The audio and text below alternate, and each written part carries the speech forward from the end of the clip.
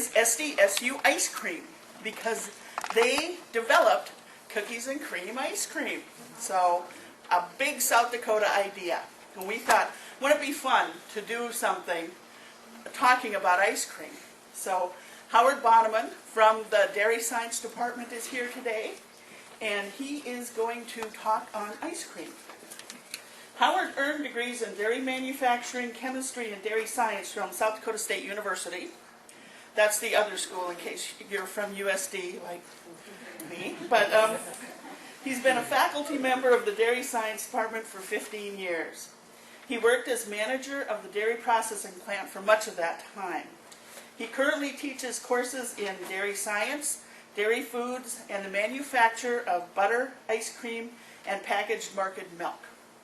Prior to his work at SDSU, he worked as a product development manager for Century Foods International and Continental Celluloids Incorporated. He also worked for Gillette Dairy of the Black Hills. And just in case you're wondering what those things on your chairs were for some of you, those are evaluation forms, and if you didn't get one, at the end of the program, if you would fill it out and throw it in my box here, that would be fabulous. Excuse me. After this program, down in the education room, we will be making Valentine ornaments. It's hands-on. We provide all the stuff. It's great fun. So come and make an ornament. And we're also going to be serving, thanks to Howard, SDSU ice cream in the lobby. I had a taste of the peppermint chocolate chip, and I would rate that 9.5. The chocolate cookies and cream probably gets about an 11. So please, ice cream in the lobby, making a Valentine ornament. And today Howard Bonnemann is going to talk about some of the science that goes into making ice cream. So Howard, take it away. Thank you. Not only science, but history, because we're a historical institution. So I need to tell you a little bit about how we got to this product that many of you know about now as ice cream. It's certainly not a product that has been around forever. I could talk about butter. Want me to talk about butter? Butter is over 4,000 years old, which is an interesting marketing challenge because it's essentially the same as it was 4,000 years ago. So the new and improved twist on butter is a little more of a trick. But with ice cream, we've got lots of options. So first of all, let's... anybody familiar with this establishment? This would be the icon for the institution which I come from, not the one where she's from. The other school. The other school. So that's Campanile at SDSU. Dairy science at South Dakota State College of Agriculture and Mechanic Arts first started in 1890, our first class. We moved into the then dairy husbandry building in 1899, and that's what this building is. We were in that building until 1961, when we got to move to what was known as dairy microbiology, dairy bacteriology.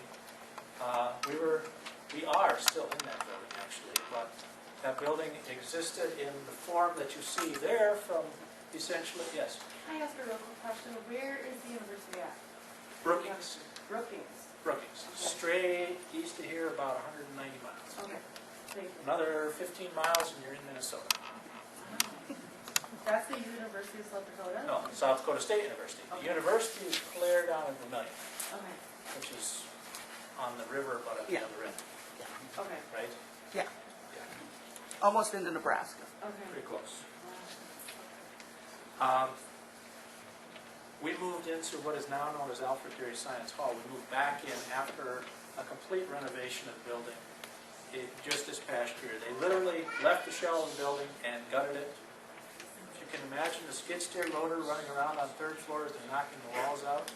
It was pretty exciting there for a while. They stripped the building out and they redid it for us. And so we now have a new home to call where we're from. But we're here about frozen desserts, and for some reason we're going uphill, but we'll figure this out. 200 BCE. Everyone familiar with BCE? Before Common Era? Alexander the Great was reported to have enjoyed flavored snow and ice. Okay, so this is the first indication of any kind of anyone having a frozen treat. Okay, 200 BCE. Now, be glad you weren't one of Nero's slaves, because he would make you run from Rome in teams up into the Alps to get enough snow to come back so he could ice down his beverages with snow. If you didn't get there in time and it was melted, what do you think happens to you? Exactly. So, we've made some improvements since then. We don't have to rely on how fast the runners go to get the snow to us, which is probably a good idea. Somewhere around the 12th century, we have the earliest documentation of a product that is iced that actually contains dairy. Not just juices or wines or things like that, but we're actually putting some milk or some cream in with the snow or ice, and we've got the first product, 12th century. Marco Polo, anybody hear of Marco Polo besides a game? You sure? Marco Polo was an adventurer. He went across on the Silk Road all the way over to China in the 13th century, and he came back from China to Europe with recipes that had been reported to have been in use around 1,000 years already at this point in time, which were frozen desserts of some kind, some of them containing dairy products. Okay, so we're starting to get to where this product has some points in time. Anybody know who Catherine de Medici is? You've ever heard of her? Well, she's part of the royalty in Italy. She marries into the royal family in France and moves then flavored ices or Italian ices from Italy to France. Now we're starting to get closer to the product that we would actually maybe recognize as ice cream. So, 1553. You, as the public, would not have been able to have ice cream in any sort that you could go buy until 1660. You had to have been invited to some royal's party up until that point in time. Because, what did you need? You needed snow and ice. How did you get snow and ice? Well, you had to have people go get it for you, right? Does the common person have the ability to have that happen? Not so much. So 1660 in Paris is the first serving of actual ice cream. In what was then the colonies, in 1770, Governor Blake served ice cream to his guests in the colony of Maryland, 1770, just prior to the U.S. becoming a country of its own. I always have to throw this in because, you know, this is a commercial product anymore. When is the first time anybody advertised it? 1777. You know who bought into this advertisement? George Washington. George Washington frequented Philip Lindsay's establishment to the point that in the first year he was president of the United States, he spent, they have the receipts, $200 at Philip Lindsay's establishment in what was then 1789. Can you imagine $200 on ice cream? 1789, remember, this is not, you don't have a lot of money. The advertisement must have been really good, right? Probably gained a lot of weight. He might have. He might have. We're just prior to the Civil War, and there's a curiosity going on here. The Johnson hand crank ice cream freezer, the one you might be familiar with if you're at home and you're making homemade ice cream. Now there's a challenge here. The Johnson freezer is patented by Young. Why? Because Nancy Johnson was unable to apply for a patent herself. Okay? She invented this in 1846. She had to find some gentleman who was willing to go and put in the patent papers on her invention.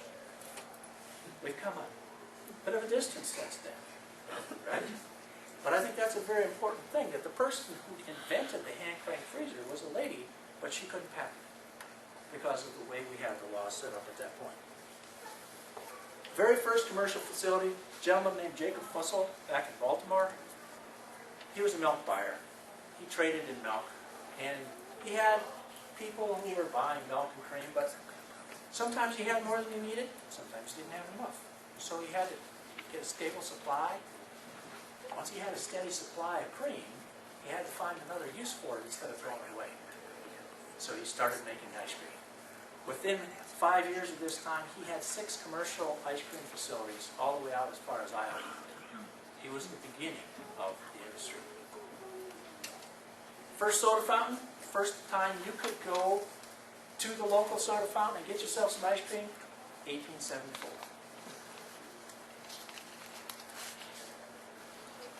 Have any of you ever heard of this gentleman named Gustav de Laval? Totally foreign to you, right? He's a Swedish engineer. Have any of you ever seen the machine, what we now know of as the hand crank farm cream separator? That's who made it, Gustav de Laval. Prior to this point, how did we get cream? We waited for it to sit around and rise to the top, all the milk fat, then we skimmed it off. Is that a very efficient method? No. Are we going to be able to make large quantities of any product if we have to wait around 3 or 4 days for the cream to rise to the top? And then, what quality is the cream, right? Is it refrigerated at this point? No. What do you think your ice cream tastes like? It's kind of like sour cream. It's a little dicey. So de Laval's invention is huge because it allows us to get fresh cream without waiting around for it. We also finally have mechanical refrigeration. We've got a gentleman named Stephen Babcock that gave us, from a commercial standpoint, a way to tell how much milk fat was there. Do any of you care how much milk fat is in your ice cream? Some of you might, some of you don't care, right? From a manufacturer's standpoint, I certainly care. Because if I'm targeting making you a product that's got 12% fat, but I don't know how much I start with, and I give you a product with 17% fat, am I going to end up making any money? No.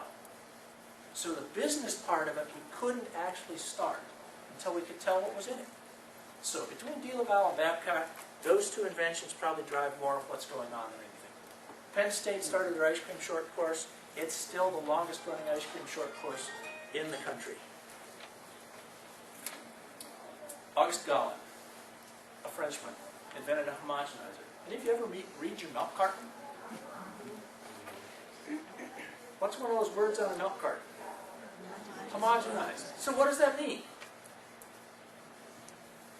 You've been reading it for how long? And you never bothered to look it up? It means uniform. Everything is the same. Why do we want that? A homogenizer basically puts everything under pressure and pushes it through a very small space to make all the particles even in size, so they don't separate, so they're not different. Well, if we homogenize all the things we put together in ice cream, then all of the ice cream, whether we're making a half gallon or 200 gallons at a time, is going to be the same. But if we didn't do that, we have variability, right? So that's a big, important thing from a manufacturer's standpoint, is being able to make sure it's the same.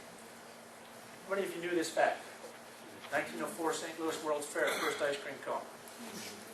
The ice cream vendor's there, he's run out of dishes. What does he find out? The guy next to him is making waffles. So what do? They curl the waffles up into a cone and they stick the ice cream cone in it and the ice cream in it, and they're fine. Goes along pretty well. You don't care about this, right?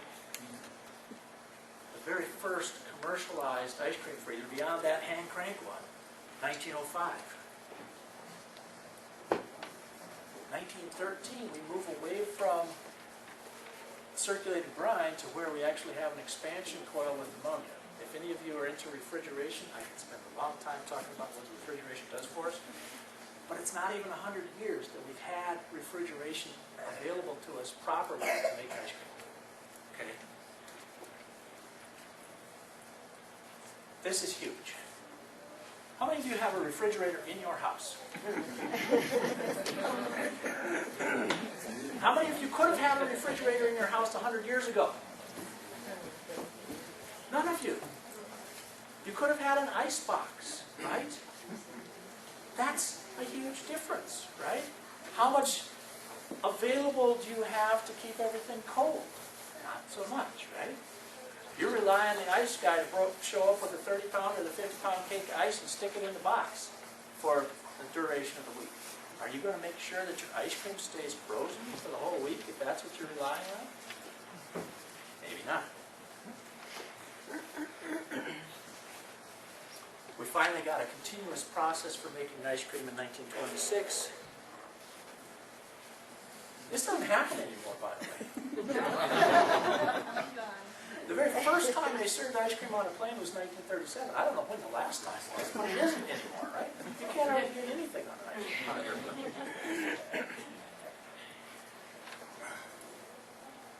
This is going to be huge. What is that? That allows us to transport product down the highway. We couldn't move our ice cream from our manufacturing facility to where you were going to be to distribute it unless we put it in with a whole bunch of ice itself until 1939. Dairy Queen. Anybody ever been to Dairy Queen? Dairy Queen. First Dairy Queen store opened in 1940. Now, there's a distinction here in what we call soft serve. Soft serve ice cream comes directly out of the machine onto your cup.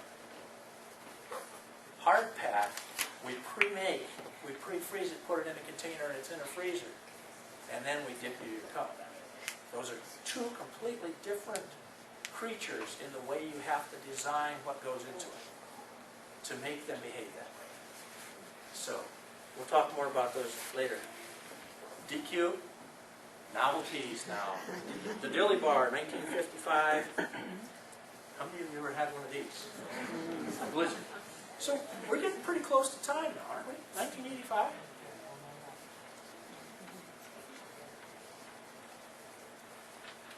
What I'm trying to impress upon you is unless you had a whole lot of money and a way to store this product or get somebody else to go get it for you, very unlikely that you would have been the person having ice cream until sometime closer to about 1940 or 1950. Okay. So, the elite and the privileged, you had to have ice or snow. There was no refrigeration until when? This is...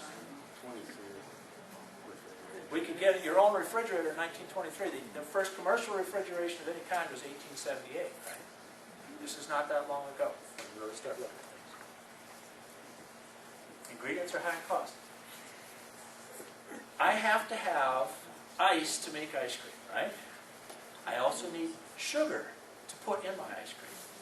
Where does sugar cane grow? Where it's warm, right? Where's the ice?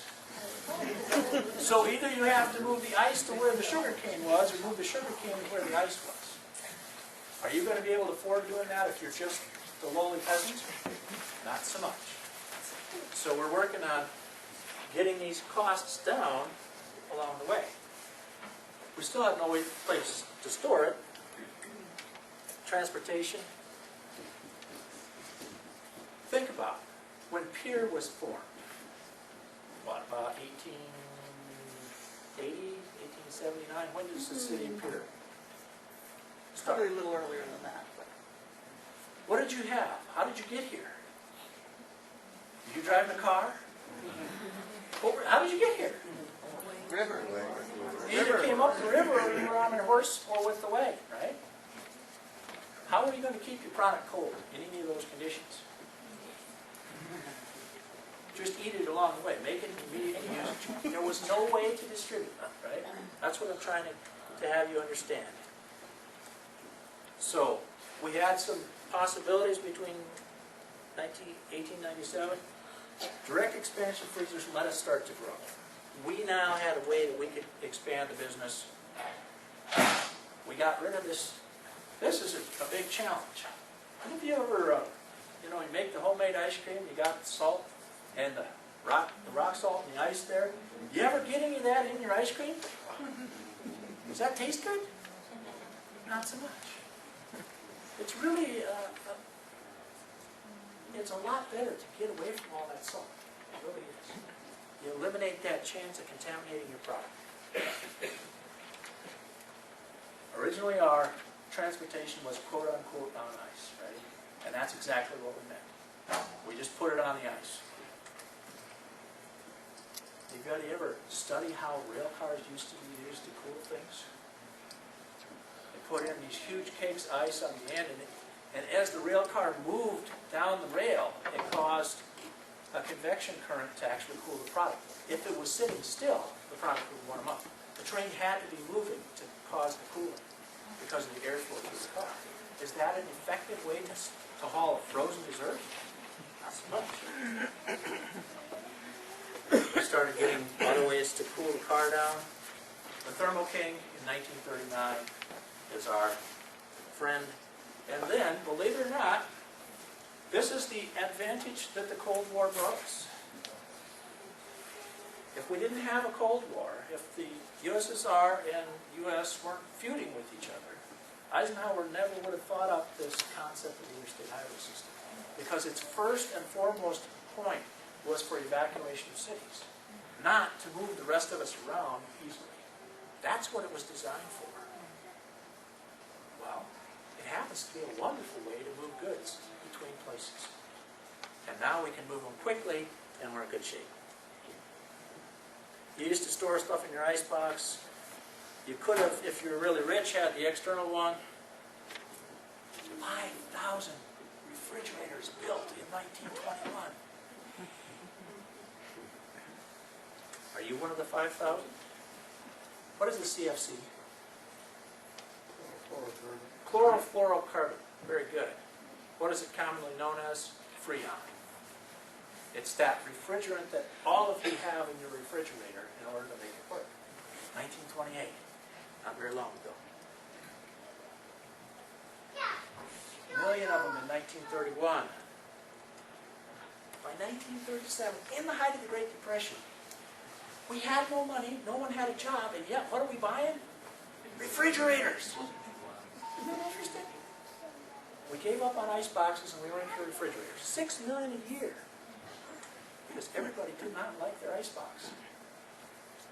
Slowed down in the 40s and 50s. By the end of the 50s, over 90% of everybody now had a refrigerator. Now we can, as an industry, distribute ice cream to you and you've got a place to put it. Until then, it was hit or miss. What's the REA? Rural Electrification Administration. If I'm out here in Harold, South Dakota, what was the chances I had electricity? Pretty darn close to zero, right? How am I going to run my refrigerator if I don't have electricity? It's not going to happen. 90% of urban homes had electricity. 10% are rural. By 1942, in the middle of the war, we had it at 50-50. We increased that rural. We finally got most of the rural finished by about 1960. We as an industry have a challenge. We're tied to utilities and transportation.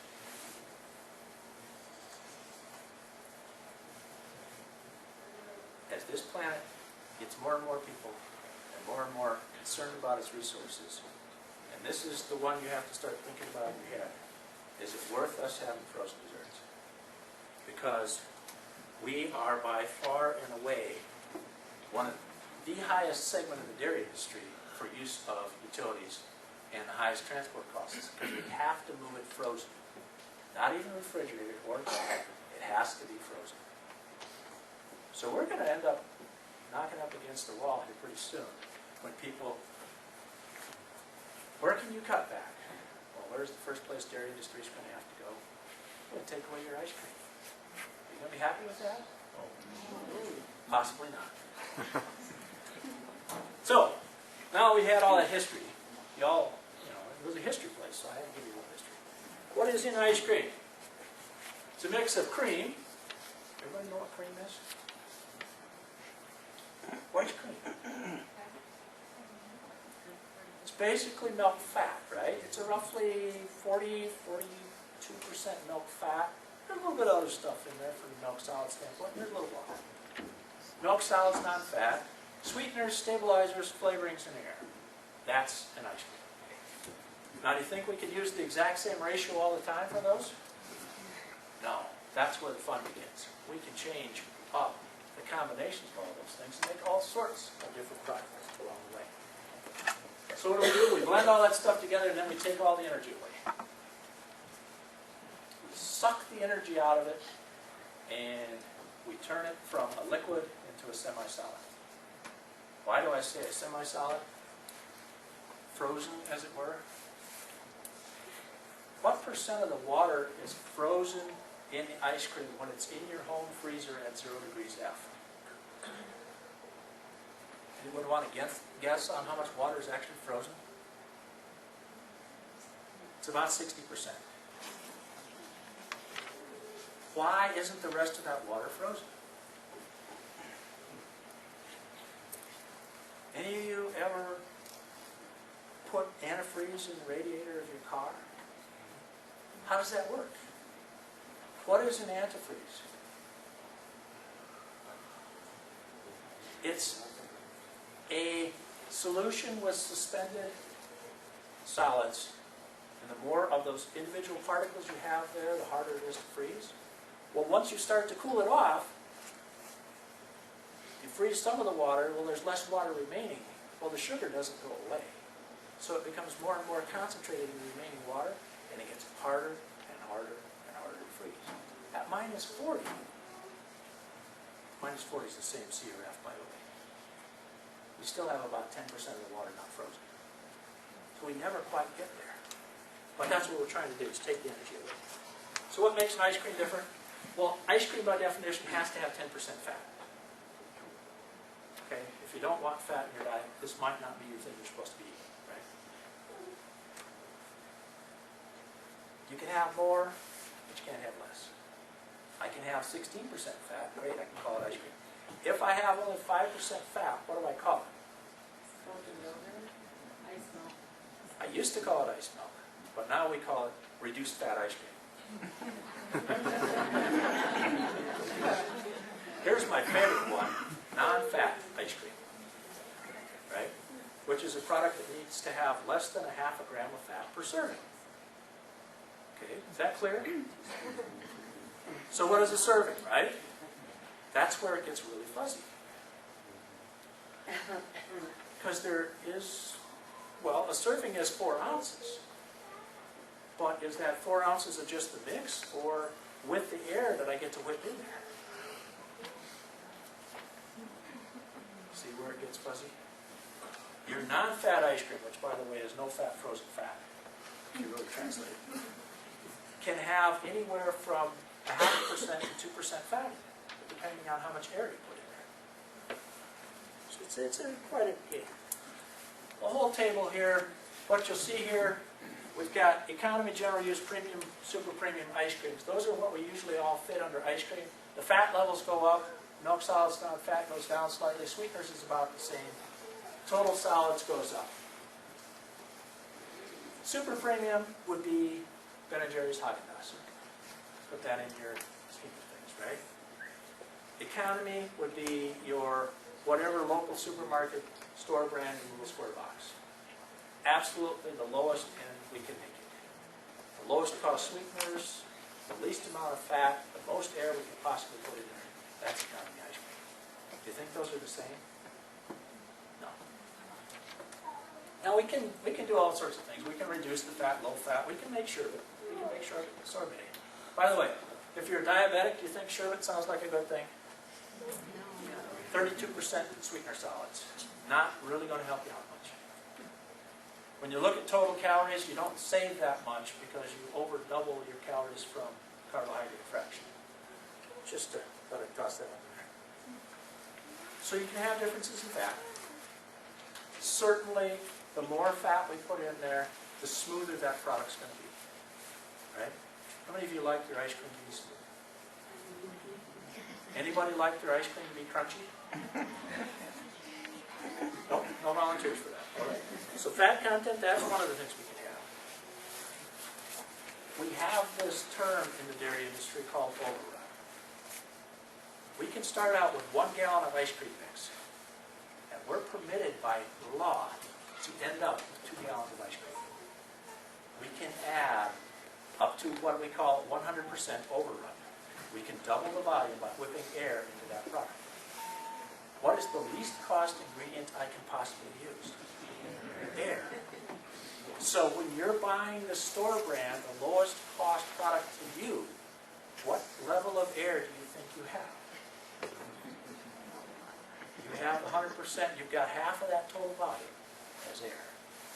When you start buying something like a Haagen-Dazs, instead of 100% overrun, they put in 30. So they only increase, so they start with 1 gallon, they finish with 1.3. They put in a little bit of air, but not much. They started with 17% fat instead of 10. Starting to see where the differences are coming from? What we put in there to sweeten it. What do you use for a sweetener? Sugar. Okay. What do you mean by sugar? You mean sucrose, common table sugar, right? That's one of the options we have. But we've got a whole long list, which we'll get here in just a second. If you were to go out and get your 20-ounce can of, or your 20-ounce bottle of whatever carbonated beverage you decided to drink today, it would have a sweetener, right? Do all of them say sucrose on there? Most of them don't. They've got a lot of other options. So those are, we've got sweeteners in there, and they're going to make a difference. Stabilization, that's what holds the whole thing together. We're going to change that.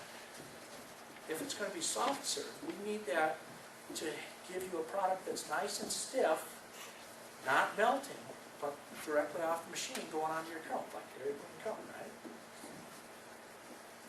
That is different than what we would do if we're going to put it in that very lowest cost, lowest fat, highest amount of air product that we're going to put in a square container. We want it to behave differently. And we're going to change the cost, because stabilizers can cost us anywhere up to probably about $5.50 a pound. Thankfully, we don't have to use very much. So we can change what's in there. Freezing method, as I say, hard pack or soft serve.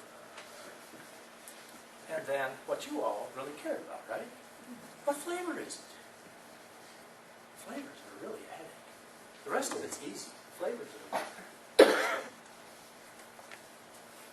I can use sucrose as a sweetener. Anybody want to throw a number out there as what they think it costs me right now for a pound of sugar? $6. A pound? Oh, gee, I hope not.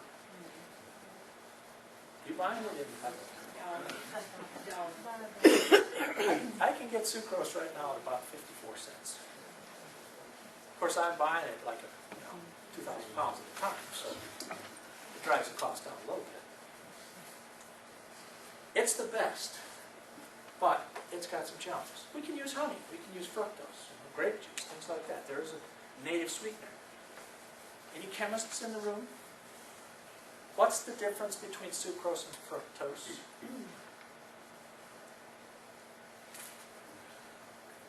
Sucrose is a disaccharide. It is a glucose and a fructose molecule put together.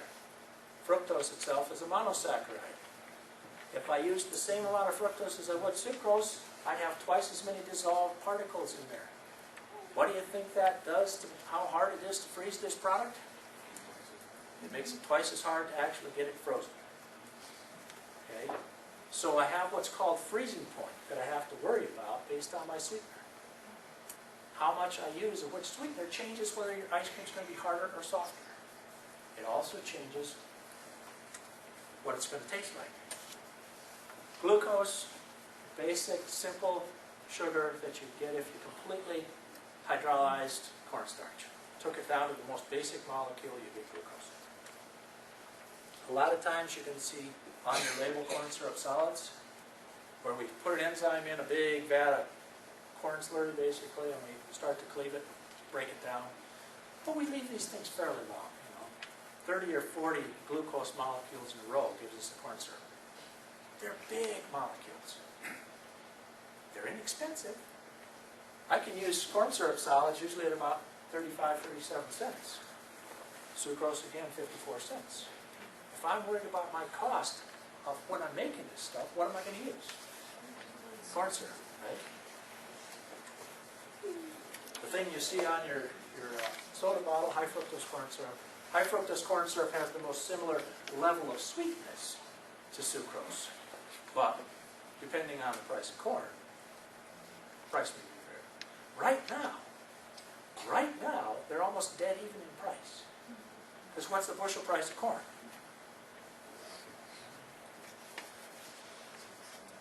Between $5.70 and $6, depending on where you are right now. Which is, the historic average for a bushel of corn is what? About $3.50, $3.30. So we're seeing the corn solids prices going up. So we don't need to use those as much. What do we usually do? We blend them. Because we're always looking at our cost and what you're willing to pay us for our product. Because all of you, believe it or not, are worried about what you're going to pay for your ice cream cone. Right? So, flavorings. There's 3 basic ways you can flavor a product. You can put the flavor in the background. You start with that blend of cream, milk solids, non-fat sweeteners, all blended up, mixed together, pasteurized, and then you add a background flavor, a mint, a chocolate, something else. That product goes through as it goes to the freezer and is frozen continuously into the product. Okay? So something like a cheesecake base, which by nature will have some sweetener in it of its own, will change how hard or soft your ice cream is going to be. Okay? Then you have inclusions. These are the things people like. The more you can put in there, the happier people usually are. You know who's not happy if we put more inclusions in? The people dipping the ice cream cones. Because beyond about 5% inclusions, those those chunks in there get in the way of making you that nice ball that you try and put on your ice cream cone. It crumbles, it falls apart if you have too many inclusions. We've got cherry nut, chocolate chip, cookies and cream. A lot of options there. What kind of flavorings don't you ever see in ice cream? Now think about this. What do I have up here? I've got confections, right? I've got chocolates, I've got candy pieces, I've got cookies. You see a lot of vegetables up here? Why not? It'd be easy to do. I could put broccoli in my ice cream just fine. Would you eat the ice cream? Why not? Why not? What's a green bean ice cream? No? So, for some reason we have in our heads that if it's ice cream, it should have either a fruit or a chocolate or some kind of a confection in it. But we don't go to the vegetables. So how are we going to get more vegetables in our diet if we keep eating ice cream? Use rhubarb. Use rhubarb. Okay. Strawberry rhubarb? We could do that. I think that would be a good one. How about some sauerkraut? Anybody? Bacon? I've known some people that have tried that. I've seen ginger in ice cream. I took garlic ice cream in California. Garlic? Probably at the Garlic Festival. Yes. There's a place out in California, they have a garlic festival every year. They make everything, absolutely everything has garlic. It's pretty amazing stuff. You may not be able to really see that, but that was the very last day, the last product we ran in the old SDSU dairy plant. And what were we running? We basically started making Oreo at the time in about 1974 or 5. We've since changed it to cookies and cream. Why do you think we did that? Trademark? Exactly. You have to pay the trademark if it's going to be Oreo. If you're going to be M&M, you have to pay M&Mr as a royalty for using their product. If it's Oreo, you have to pay Kraft Nabisco for the use of their name. Is there any difference in what that is? No. But what advantage do I have now? If I'm going to call it Oreo, I have to start with Oreos? And Oreos are always perfect, right? They're 2 cookies and the same amount of stuff in between, and the cookies pieces are always perfectly lined up. So what happens if the machine misses when it sets the cookies down? It gets kicked out. The little eye kicks them out. Where does it put them? It puts them in a 25-pound box of them. And what do we use it for? We put them in ice cream. And we just don't have to call it Oreo anymore, because it's not officially an Oreo. You know the price difference? We go from about $3 a pound for Oreos to about 82 cents for cookies, because they just aren't lined up. It's the same thing. You just have to look at it. How do you believe that? 1 in 4, 25% of all the ice cream produced in the United States is vanilla. What's number 2? Chocolate. You guys are pretty good. 12%. So now we've got 3/8 of all the ice cream produced in the United States. It's 2 flavors. How many flavors of ice cream do we have? Infinite number, right? Whatever you decide. I mean, I could make broccoli flavored ice cream if you would eat it. It's a very small niche market. I probably make about 40 gallons a year, right? Well, we could do it. What's number 3? Variations on a sugar chocolate strawberry. Whether it's whole strawberry pieces, strawberry ribboned in, strawberry as a background. There's lots of possibilities, but strawberry is number 3. It's a pretty good business. $12 billion a year that people are willing to spend for their dessert. That's not bad. It's worth people like myself looking at and making sure you can do it. If you go just to the southeast of here, to Lamar's, Iowa. Lamar's, Iowa is home of Well Blue Bunny and their South Ice Cream plant, which, if you see the skyline of Lamar's, can you imagine the skyline in a nice prairie town? Their skyline is the freezer. It's 8 stories high and it covers about a little more than a city block. That freezer holds 7,400 pallets full of ice cream at a time. That's a lot of ice cream. They make 80 million gallons of ice cream a year in Mars. Largest single location anywhere. So, that's the ice cream freezer at SDSU. Put your flavors in here. If you want to put your background flavors in, your vanilla, your mint, whatever. You're going to put the mixing in there, add the flavor. It comes over into the freezer. From the freezer, it comes over here and you add your inclusions, your cookie pieces, your cherries, whatever. And it'll come on over to the filler and you put it into a bucket. If you wanted to add a ribbon, we've got a pump here that will pump in the end and add your fudge revel or your strawberry or whatever you want to do. It's really pretty simple. At the point that it goes in the bucket, about 35% of the water is frozen. We then go over here behind this door where it's cold. In the blast freezer, it's minus 40 F at about a 20-mile wind, which is really good for ice cream. Not very good for the employees afterward. You don't stay long. But our whole point is we want to cool that ice cream off as fast as we can. Cold.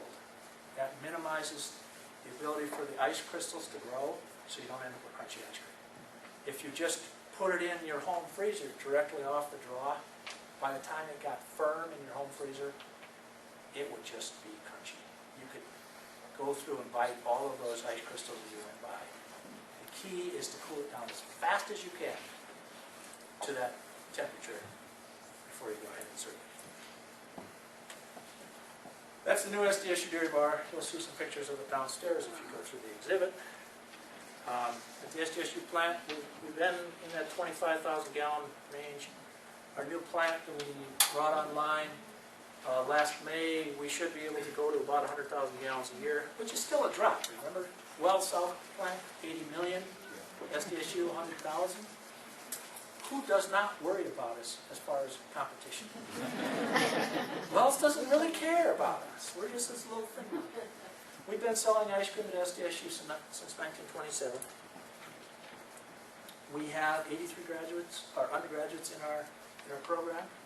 Manufacturing program is learning how to make ice cream, cheese, sour cream, yogurt, butter, all those types of products. We're the largest program in the country, specifically graduating dairy science manufacturing graduates. We have about 83 total in the program. This is our selling point. This is, if you were listening to the news last week, why Bell Brands came to Brookings to put up a cheese plant. It's because we exist. Not because we make ice cream, but because we train students in the system. The new plant added on, new storeroom, got the side of it, and that's the day of the dedication. Nice little night shot. And now, what you've all been waiting for. What do you want to know? Yes, ma'am. I heard once that an experiment was done, and it was tampering with the sugar level and the fat level of the ice cream, Yes. and that as you increased the fat, people remained happy, and you couldn't compensate by increasing the sugar, That would be you know, true. if you lowered the fat. So it kind of surprised me when you were showing the difference between the economy and the premium, that they just kept cranking both up, the fat and the sugar. There is a federal minimum on total solids level at 34.5%. So if you take the fat down, you've got to fill it back into something. And the sugar is lower in cost than milk solids non-fat. Milk solids non-fat is about $1.40, and sugar is about 58 cents. So you're still playing a game. It's what is the cost of the product. It doesn't make it a better product, but it keeps the cost down.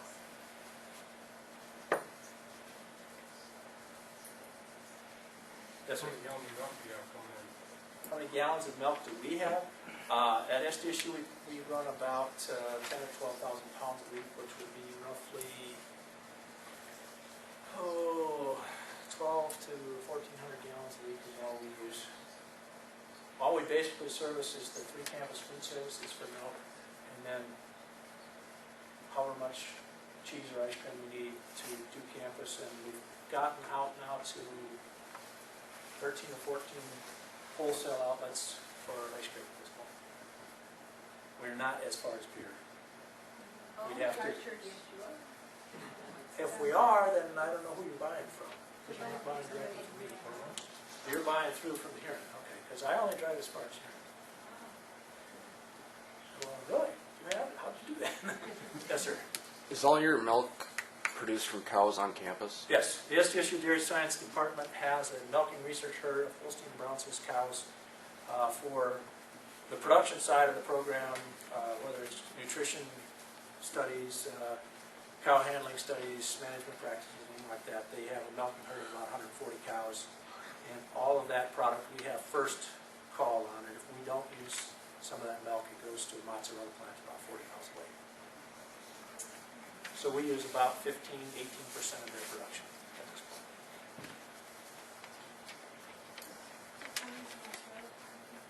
Lake Park.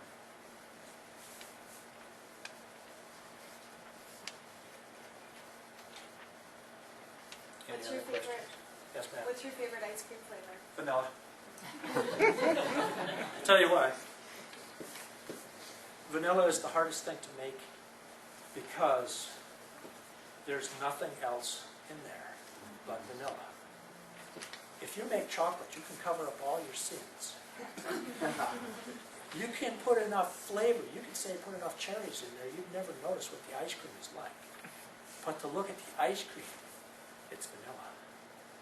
That's what we judge. When we're judging ice cream products, we always judge vanilla because then we just look at the ice cream, not the other stuff that's put in there.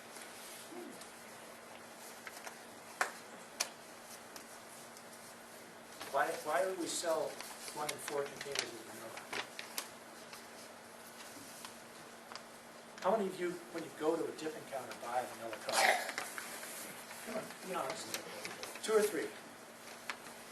The rest of you, you buy something else, right? So why do we make all this vanilla? You can put everything else with it, right? It's the flexibility. You can take it home, decide one day you want to put butterscotch on, the next day you want to pour a bunch of peanuts on it. It's fine. Can you do that with Strawberry Rebel? Well, you maybe could, but the butterscotch and Strawberry Rebel, not so much. It's the flexibility. Your 7-year-old's having a birthday party, right? What do? You got to have cake and ice cream, right? What kind of ice cream do you usually have? Vanilla. It's just the way it works. Any other questions for me? Yes? So if you let the ice cream sit out and it melted, if you could just freeze it fast enough, it wouldn't have crystals? I mean, it's probably lost its air though at that point. The air would have gone away, so it would be very, very, yes. I liken it to, at that point, it's getting closer to an ice cream bar. In an ice cream bar, it's only got about 10% air, just a little bit. A popsicle, on the other hand, has 0 air. You ever tried to put a spoon into a popsicle? At the same temperature coming out of your freezer, you couldn't do it. That's part of what the air is in there for, is to give you a little texture opening so you can actually work with the product.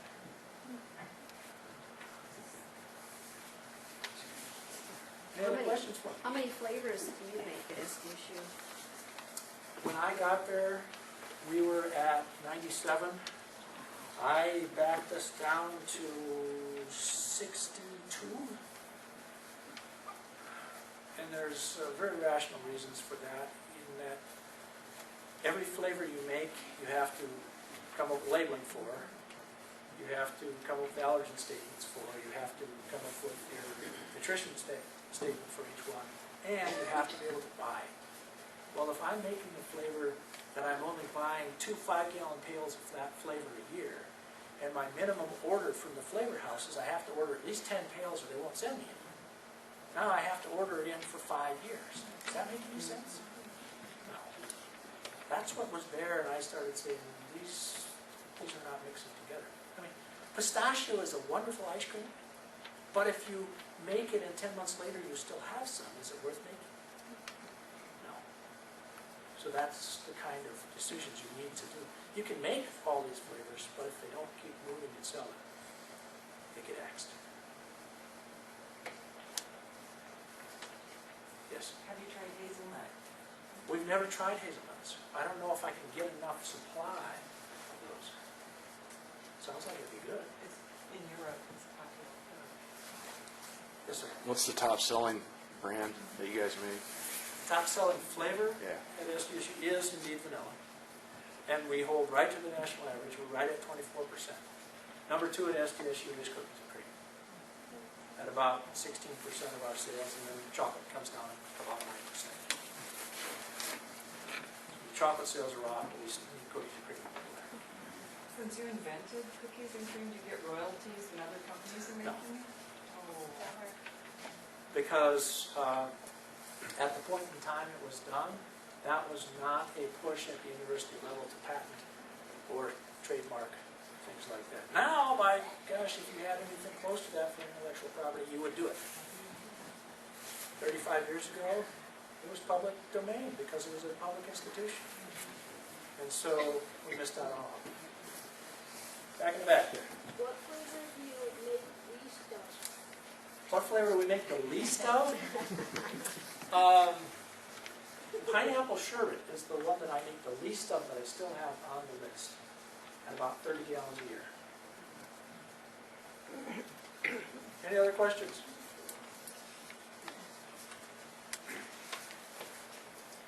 If I could get everyone to give Dr. Bonnemann a big hand for the presentation, please.